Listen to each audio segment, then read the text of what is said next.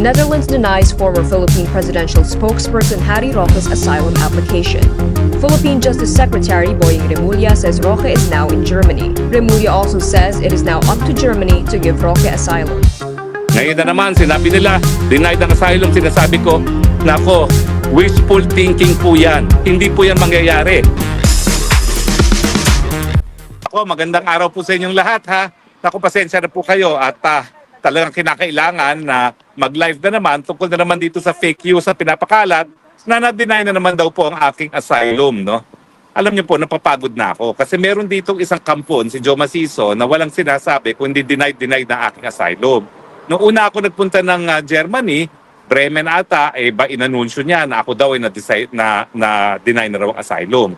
Lately, gumawa siya ng napakahabang artikulo pa sa Facebook at sinabing na-deny na raw at pinadala raw sa Germany yung aking papeles, no, dahil daw sa tinatawag na Dublin Rules. Ang Dublin Rules po nagsasabi na kinakailangan maghain ka ng asylum kung saan ka unang tumapak sa Europa. Ang unang tinapakan ko po sa Europa nung ako'y dumating dito matapos pong padala rito si Tatay Digong ay Netherlands. Kaya dito po sa Netherlands ako nag-apply. Now ang sinasabi nitong Dutchman ito at inulit ni Secretary of Justice Remulla nasa Germany na raw ang aking papeles dahil di umano, Germany daw nag-issue ng aking Schengen visa. Wala pong katotohanan yan. Fake news po yan on two grounds. Hindi po Germany ang nag-issue ng Schengen visa ko. Hindi po Germany.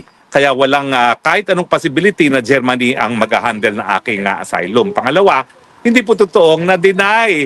Sa totoo lang po, sunod-sunod ngayon ang mga appointments ko kasi mula po nang inisyuhan ako ng tinatawag nilang WID card, which is a residence card for asylum seekers, marami pong mga susunod na mga hakbang na dapat gawin.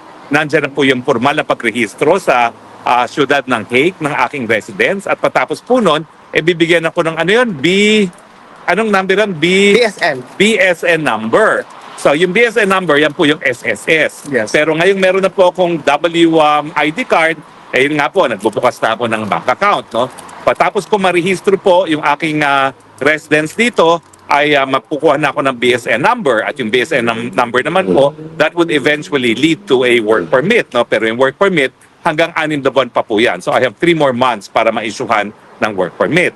Siyempre, dahil kulang naman po ang aking ipon, no?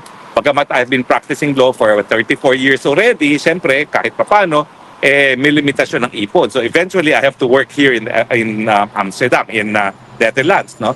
And I have good news naman po. Meron na akong working agreement na I will join a law firm here, practicing international law, particularly international litigation and arbitration na nakabase po sa Amsterdam.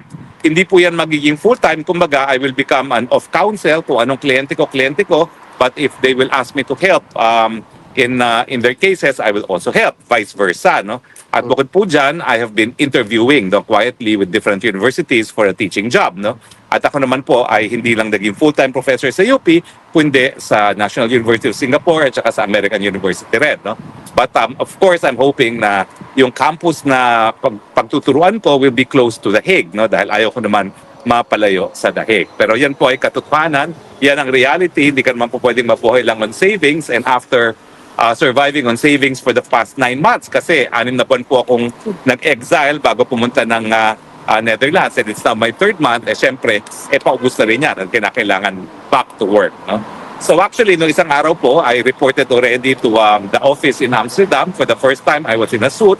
And this afternoon, I'm having my first legal meeting with a client that they want me to service as well, no, tonight. So I'm heading for Amsterdam tonight. No? So yun, ang problema ko, isang leather shoes lang ang dala-dala ko. At syempre, isang suit lang ang dala-dala ko. So kinakailangan mamili na naman ng sapatos at mga pangdamit na opisina. No? Pero wala pong katotohanan na na-deny po ang asylum ko. Alam niyo po, itong asylum neto, it's treated in a very confidential manner. So dalawa lang po makakaalam ng resulta ng aking asylum. Ako po at saka ang Dutch government. No?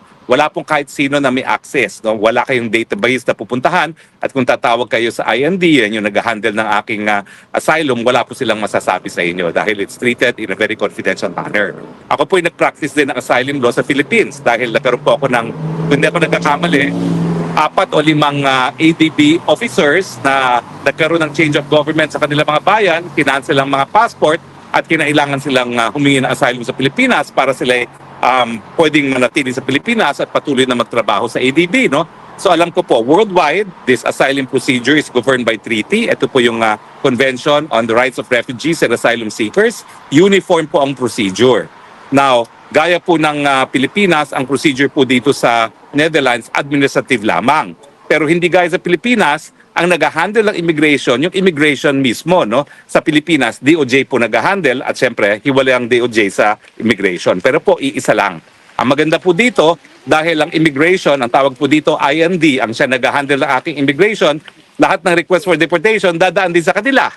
At siyempre, dahil isa lang naman ang pangalan ko, makikita nila na yung rini-request silang i-deport, hindi po pwedeng ma-deport habang nakabinbin po yung aking application for asylum dahil nga po, yan ang tawag dyan is right to non-refuma.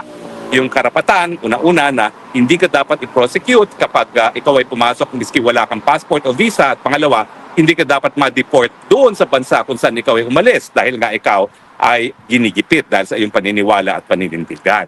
Now, tiwala naman po ako sa kakayahan ng mga Dutch authorities na timbangin kung ako talaga ay merong hinaharap na panggigipit. Pero ano ba ang realidad sa akin, no? Ako po talaga ay nanilbihan, tagapagsalita ni Tatay Digong. Maski tapos na po ang termino ni Tatay Digong, parang de facto spokesperson pa rin ako ni Tatay Digong.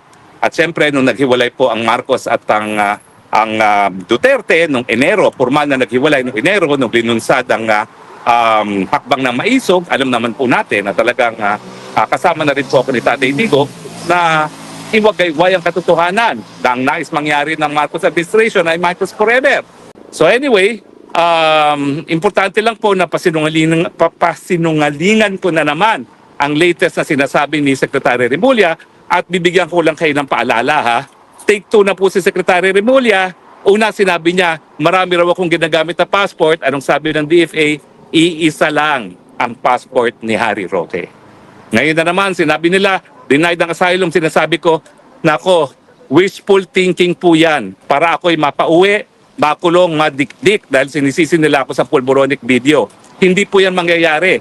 At habang sila ay patuloy na nagsasalita na nais talaga nilang makuha si Harry Roque, lalo kung lumalakas sa aking kaso para sa aking asylum. Si Justice Secretary Remulla said that the Netherlands has denied the asylum request of former Secretary Harry Roque, who is now seeking asylum daw po in Germany. Now, he has denied it and said that it is fake news. Pero hingi lang po sana kami ng reaction sa palasyo, lalo na at nanawagan na rin po kayo noon na umuwi na siya sa Pilipinas at harapin yung kanyang mga kaso. Opo, tandaan po natin, sinabi nga daw po ni Atty. Harry Roque na fake news si DOJ, si SOJ Remulla. Siguro po, wag natin kalimutan na may intelligence assets ang Department of Justice at ibinibigay nila ang mga karapatang impormasyon sa Department of Justice. At nagpapasalamat tayo because Atty. Harry Roque has been telegraphing his punches and the government and DOJ, we are ready for you.